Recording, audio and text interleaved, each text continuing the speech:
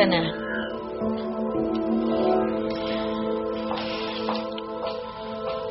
Pero Rochelle... Umalis ka na!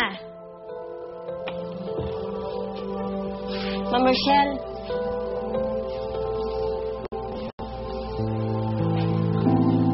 Yaya Ana? Daniel, please.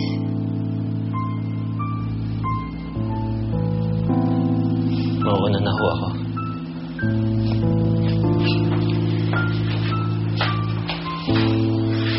Bakit kayo nandito? Anong sadya niyo?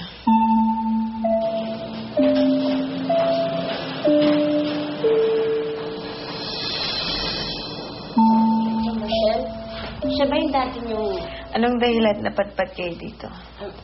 Nanggaling po kasi kami ng ospital. Pwede na po makausap si Don Marcelo.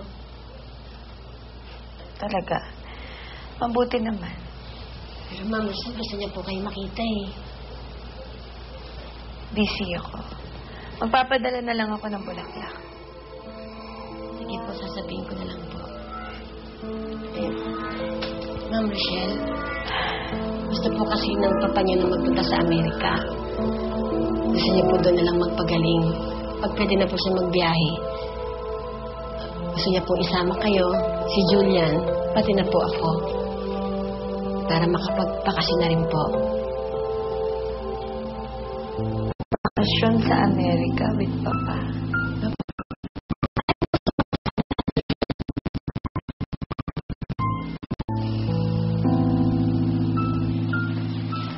Daniel! Yes? Kilala ba kita? Hindi mo ako kilala. Pero ikaw, kilalang kilala kita. Ano? Saan tayo nagkakilala?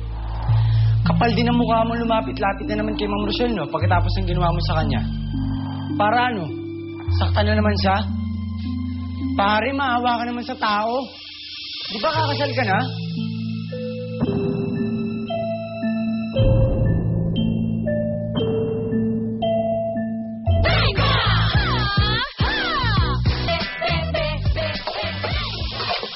Tara na, kain na tayo, bebe. I'm sure gutom ka na. Mabuti na lang at tumawag at na pupunta ka dito. At least kahit pa paano, nakapagluto ako. Daming tao kasi kanina dito eh. Busy. Nag-overtime ka ba kaya late ka nakarating dito? Ready tayo. Ikaw ang lead ah.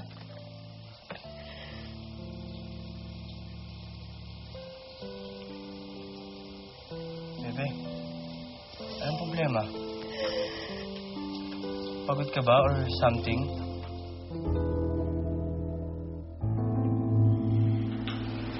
Ano ba dapat kong maramdaman sa mga nangyayari sa akin ngayon?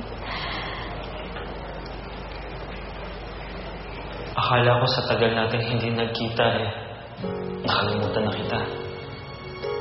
Pero hindi pa pala. Rochelle, mahal pa rin kita eh. At hindi nagbabago yun. Mahal na mahal pa rin kita.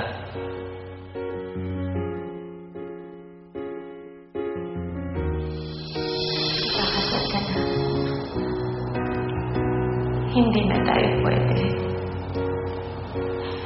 Ayoko makasakit ng ibang tao.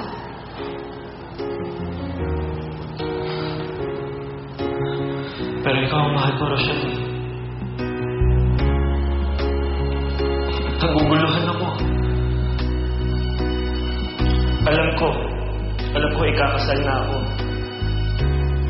Pero ikaw pa rin naman ang puso ko eh.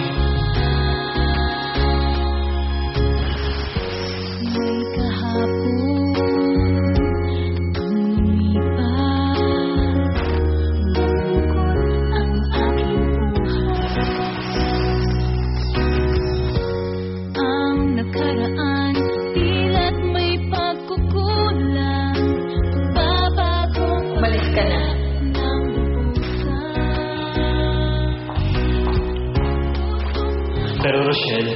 Umalis ka na!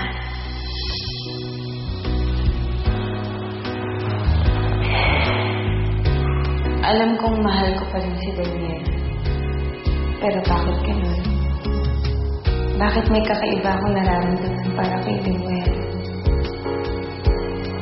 Alam kong hindi tama dahil masasaktan si Izzy. Ayoko maging kontrabida sa buhay niya. Pero hindi ko mapigilan ang nararamdaman ko kay Limuel. Hindi ko mapigilan. Parang mahal ko na siya. Bakit ganito? Hanggang kailan ako iiyak? Wala naman akong kapatang magmahal.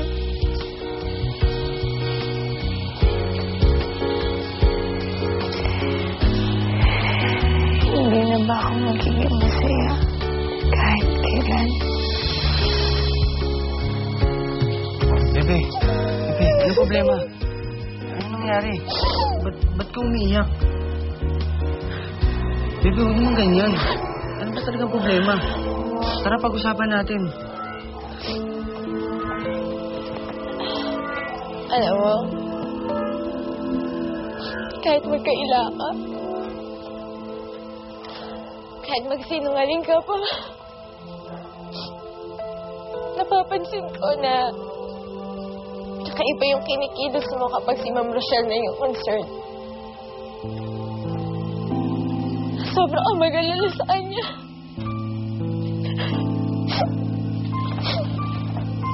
Baby, gusto ko nang malaman ko na yung totoo.